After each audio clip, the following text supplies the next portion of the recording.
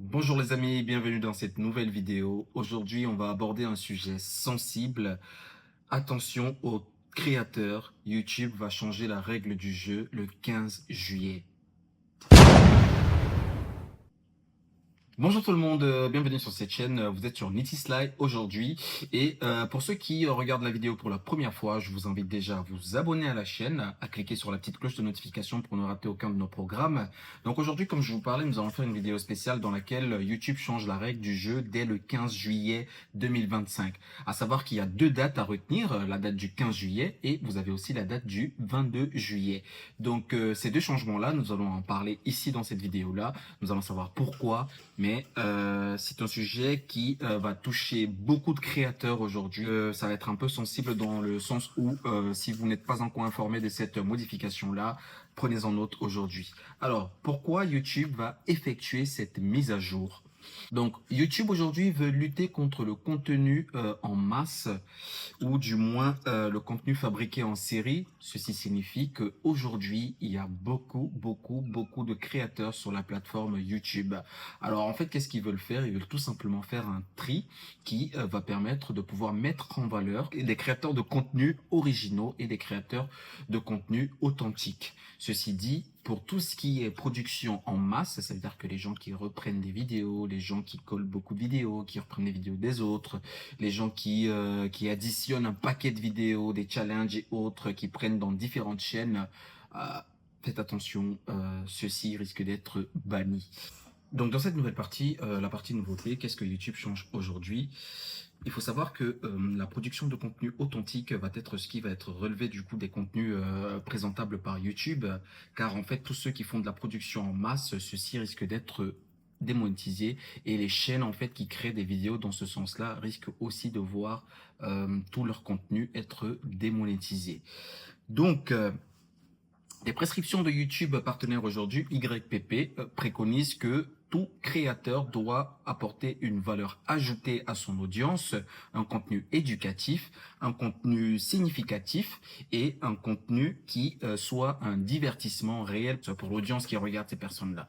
Donc aujourd'hui, ce qui se passe, je vous explique en d'autres termes, c'est-à-dire que YouTube veut que tout créateur puisse apporter un contenu original, un contenu authentique, un contenu qui apporte une valeur ajoutée, un contenu qui plaise à votre audience. Donc, tout créateur, en effet, qui reprenne des vidéos, alors reprendre une vidéo, réutiliser une vidéo ne signifie pas forcément que vous allez être démonétisé, mais ceci signifie que si vous reprenez la vidéo de quelqu'un, il faudrait que vous puissiez la transformer à 80% de son potentiel. Ce qui veut dire que quand on prend une vidéo d'information par exemple et qu'on la regarde, il faudrait plus que vous fassiez tout simplement un copier-coller comme on le dit, mais il faudrait que vous puissiez apporter une valeur ajoutée équivalente à 80% du potentiel de cette vidéo-là.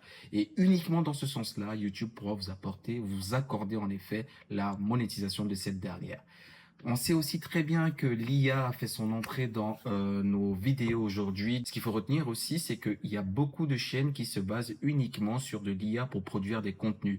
Aujourd'hui, YouTube ne bannit pas complètement l'IA, mais il faudrait que vous soyez aussi présent dans la vidéo au moins à 80%. Je vous explique.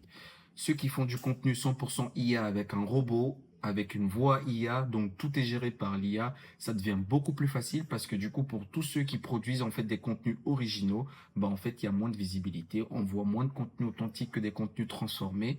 Donc ça, si vous faites 100% robotisé IA, 100% voix IA, ce qu'il faut retenir, c'est que vos vidéos vont être complètement démonétisées.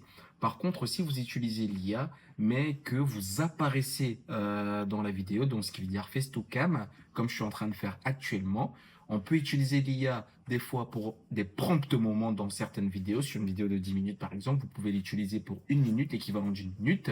Et après, le restant du temps, c'est vous uniquement qui rejoignez les deux bouts de votre vidéo, comme je vous disais, encore une fois, à 80% du potentiel de votre vidéo. Donc, si vous utilisez l'IA à 20% et vous, votre travail personnel dans la même vidéo à 80%, ceci est OK. Vous aurez toujours votre monétisation activée. Ensuite, quelles sont les sanctions possibles dans ce cas de figure si jamais vous ne respectez pas la procédure apportée par le règlement nouveau de YouTube? Les sanctions ne sont pas encore réellement prédéfinies. Il y en a quelques qui sont citées. Je vais vous en citer uniquement les deux qu'ils ont pu évoquer jusqu'ici. Si jamais on ne respecte pas les nouvelles prescriptions YouTube, vous pouvez voir vos contenus être démonétisés. Dans le cas contraire, en effet, vous pouvez aussi avoir une baisse de visibilité de votre chaîne. Ce qui veut dire que si vous ne respectez pas les conditions, même si un créateur a moins d'abonnés que vous, donc supposons il y a une chaîne qui a, je sais pas, 10K d'abonnés, vous êtes à 50K d'abonnés, ce qui risque de se passer, c'est qu'en fait la chaîne à 10K d'abonnés risque d'être promue par rapport à la vôtre au niveau de la visibilité. Donc faites attention à ça, respectez ce critère-là pour toujours rester visible et toujours avoir votre monétisation, car on sait très bien que on fait tous des vidéos pour avoir un revenu derrière, donc il faudrait que notre travail soit complètement récompensé. Ce qu'il faut savoir aussi aujourd'hui, c'est que YouTube ne va pas simplement viser les chaînes qui font des compilations. Donc aujourd'hui, en effet, même si vous faites des compilations, ceux qui réagissent à des contenus, ce qu'il faut retenir aujourd'hui, c'est qu'en fait, c'est pas parce que vous faites des réactions à des contenus, c'est pas parce que vous faites des compilations de vidéos que vous allez forcément être démonétisé, ou YouTube va simplement viser vos chaînes pour pouvoir les exclure du programme YPP. Ce qu'il faut retenir, c'est que même si vous faites des réactions de vidéos, il va falloir que vous puissiez, comme je vous ai dit, encore une fois de plus, apporter 80% de votre potentiel à cette vidéo-là. Même si on réutilise, même si on fait une réaction à une vidéo, ne restez pas de cette façon-là.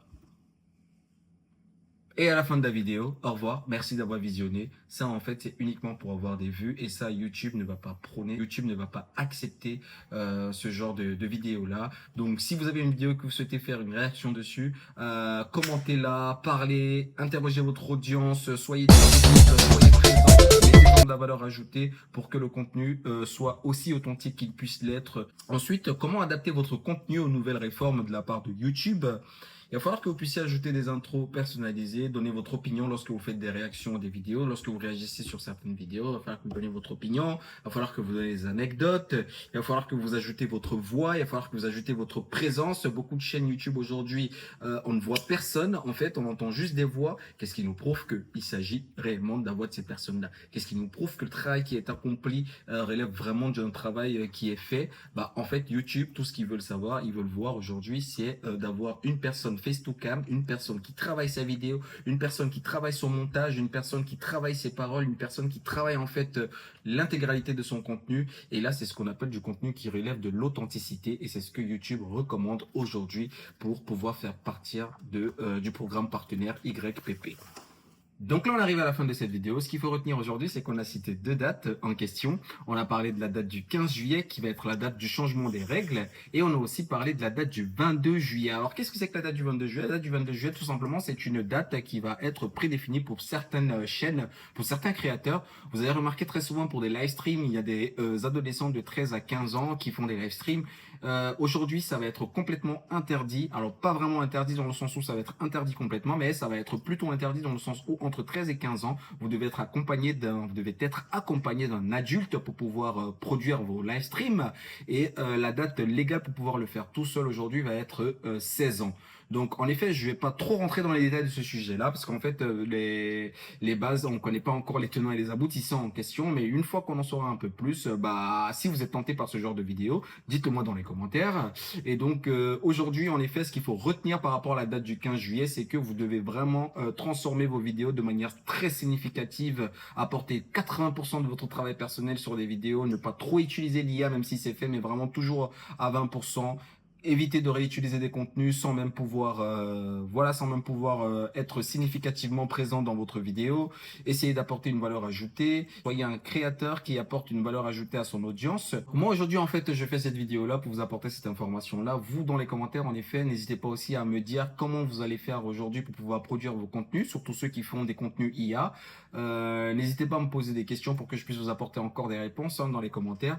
Si vous posez vos questions dans les commentaires, certainement d'autres personnes auront les mêmes questions. Donc, une fois que j'apporterai des réponses, n'hésitez pas à aller jeter un petit coup d'œil pour pouvoir vous instruire à nouveau. Si vous aimez ce genre de contenu-là, je vous invite vraiment à liker cette vidéo, à vous abonner si vous êtes nouveau sur la chaîne. De toute façon, vous serez nouveau sur la chaîne. Donc, je vais vous inviter vraiment à vous abonner à la chaîne, à cliquer sur la petite cloche de notification pour ne rien rater des prochains programmes. Partagez cette vidéo au max pour m'aider, pour me soutenir en effet à produire encore d'autres contenus plus intéressants. Si vous avez besoin de savoir autre chose, en effet, faites-le moi savoir aussi aussi dans les commentaires. Si vous avez des suggestions de vidéos, faites-le moi aussi savoir dans les commentaires. Ceci m'aidera du coup à produire des contenus encore plus intéressants. Donc, je vous remercie d'avoir regardé cette vidéo-là et je vous remercie d'avoir regardé Nitty Slide et je vous souhaite une bonne fin de journée. Bye.